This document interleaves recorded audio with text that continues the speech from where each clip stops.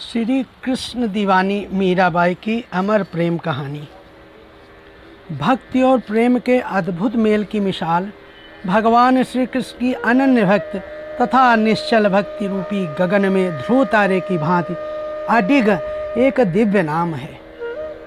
चिरवंदनीय मीराबाई जी का, जो एक आध्यात्मिक कवियत्री होने के साथ साथ अध्यात्म पथ का अनुसरण करने वाले ये पथिकों के लिए प्रेरणा स्रोत हैं।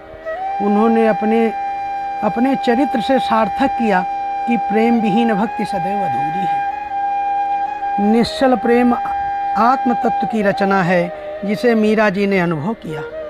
कलिकाल में प्रेमा भक्ति से चरमोत्कर्ष प्रदान करने वाली दिव्य ऊर्जा मीरा के निश्चल प्रेम को शब्दों में व्यक्त करते हुए शब्द भी निःशब्द से हो जाते हैं। ऐतिहासिक तथ्यों के अनुसार सन 1498 ईस्वी के करीब जोधपुर के चोकड़ी नामक ग्राम में मेड़ता राजस्थान के राठौर श्री रतन सिंह के घर पर संत आत्मा श्री मीराबाई जी का जन्म हुआ। इनकी माता जी योगेश्वर भगवान श्री कृष्ण की उपासक थीं। माता के संग बचपन से ही श्री कृष्ण का गुणगान श्रवण करते करते इन्हें श्री कृष्ण चरणों से अनुराग बालिकाओं से ही हो गया।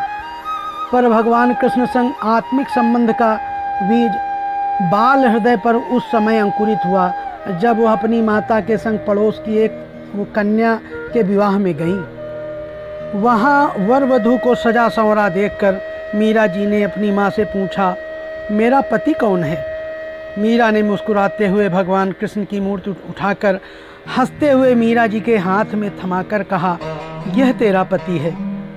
माँ के वचन मीरा के हृदय में अंकित हो गए।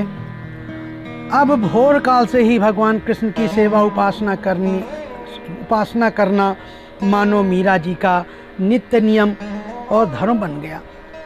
सांस सांस में श्री कृष्ण का स्मरण करने वाली मीरा ज्यों-ज्यों बढ़ रही थी, उनके अंतःकरण में श्री कृष्ण के प्रति भाव भक्ति भी बढ़ रही थी। मीरा जी के पिता ने इनका विवाह संस्कार 13 वर्ष की आयु में उदयपुर के राणा सांगा के बड़े पुत्र महाराज कुमार भोजराज के साथ किया। जब इनका विवाह हुआ तो फेरों की विधि के समय मीरा जी ने भगवान कृष्ण की वही मूर्ति अपने वक्ष में लगाए रखा। विवाह संस्कार संपन्न हुआ। मीरा जी ससुराल आईं तो पति महाराज भोजराज से भेंट हुई।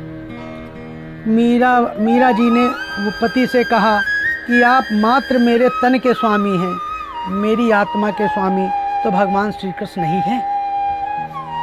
जाके सिर मोर मुकुट मेरो पति सोई, वही मेरे आत्मा पति हैं। आरंभ में तो महाराणा भोजराज ने मीरा जी के इन भाव को गंभीरता से नहीं लिया, किंतु धीरे धीरे इनका भक्ति भाव राजघराने की आंखों में खटकने लगा। किंतु मीरा जी की भक्ति में जरा भी अंतर नहीं आया। इनके पति कुछ वर्षों बाद ही संसार को छोड़ गए। ऐसे में मात्र भगवान श्री कृष्ण ही इनके एकमात्र सहारा थे। विधवा होने पर भी मीरा जी ने श्रृंगार नहीं त्यागा। वह तो अपने आत्मा पति श्री कृष्ण के लिए श्रृंगार करती थी। मीरा जी ठाकुर द्वारे में जाकर भगवान श्री कृष्ण के सम्मुख लोकलाज और मिथ्या डंबरों से दूर हो पैरों में घुंघरू बांधकर वो करताल बजाकर नृत्य करती हुई जिन भावों को गाती, पग घुंघरू बांध मीरा नाची रे, लोग कहे मीरा भई रे बावरी, सास कहे कुलनासी रे।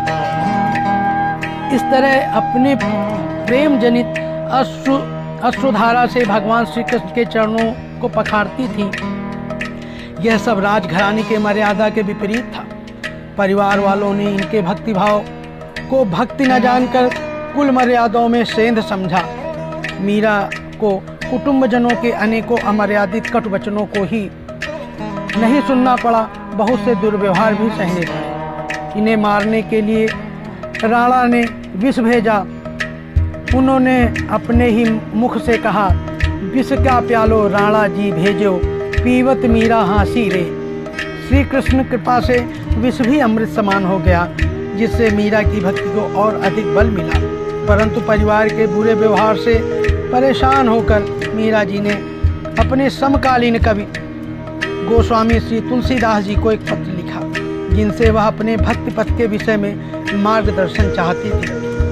तुलसीदास जी ने मीरा जी के पत्र का जवाब देते हुए कहा, जाके प्रिय नराम वैदेही, सो नर तजिए कोटि बैरी सम, यद्यपि परम स्नेही, नाते सबे राम के मनियत, सहृदय सुसंख्य जहाँ लो, अंजन कहाँ आँख जो फूटे, बहुतक कहो कहाँ लो। तुलसीदास जी का यह पत्र पढ़कर मीरा जी के हाथ में एक तारा लेकर मीरा तो गिरधर गोपाल दूसरो न कोई गाती हुई द्वारिका के लिए प्रस्थान कर गई। श्री कृष्ण की भक्ति में मीरा जी को संसार से पूर्ण वैराग्य हो गया था। नारी होने के कारण प्रेमा भक्ति पथ पर आगे बढ़ते हुए सामाजिक विरोध भी उनके लिए एक बड़ी चुनौती था, परंतु मीरा जी के उच्च चरित्र, संयम, धैर्य और ज्ञान भक्ति प्रकाश से समाज की जटिल, आधारहीन, भक्ति बाधित, कुंठित मानसिकता के अज्ञान रूपी बादलों को छटने पर विवश होना पड़ा। विरक्त भाव से सुसज्जित होकर वह जहाँ भी गई वहाँ श्री कृष्ण प्रेम की वर्षा होने लगी। मीरा रचित एक एक पद उनकी श्री कृष्ण प्रीति का संदेश है। प्रेम योगिनी मीराबाई के स्नेह पूरित पावन गायन, उनके स्मरण, उनके चिंतन आज भी भगवत भक्तों को आनंद दे रहे हैं। मीरा जी जिस मार्ग से जाती वहाँ संतों संग सत्संग करती तथा ज्ञान धारा में डुबकी लगाती और आगे बढ़ती रहती थी। जैसे नदियाँ समुद्र से मिलने की आस में निरंतर बहती रहती हैं, वैसे ही मीरा अपने प्रिय कृष्ण से मिलने को आतुर हुई, आगे ही आगे बढ़ती जाती थी।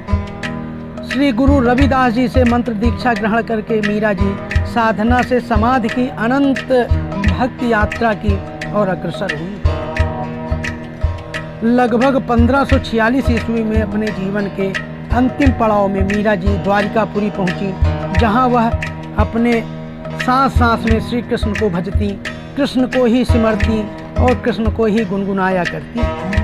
संत मंथन सारानुसार एक दिन ब्रह्म मुहूर्त में बहुत तेज आंधी तूफान के चलते हुए मीरा जी की कुटिया में जगते हुए दिए से आग लग गई। कृष्ण प्रेम और ध्यान में मग्न श्री मीरा जी को उस दिन के बाद किसी ने नहीं देखा। कहा जाता है कि मीरा जी सशरीर ही श्री कृष्ण के विग्रह में समा गई। इस प्रकार मीराबाई आत्म ज्योति और परम ज्योति के मिलन का उदाहरण बन गई। साधारण सी दिखने वाली कन्या असाधारण निश्चल भक्ति का उदाहरण बनकर संसार में अमिट छाप छोड़ गई। उनके श्रेष्ठ व्यक्तित्व से ने स्पष्ट कर दिया कि जीव के अपने ही कर्म जीव की गति मुक्ति सुनिश्चित करते हैं।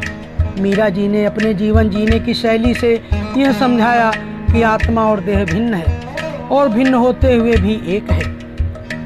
मीरा जी ने अपने व्यक्तित्व से स्पष्ट किया कि भक्त का भगवान संग सुंदर, निर्मल, निश्चल संबंधी भक्ति भाव को दृढ़ता देता है। वास्तव में प्रेमा भक्ति मुक्ति की युति है। भक्ति मार्ग सांसारिकता प्राप्ति का मार्ग नहीं है।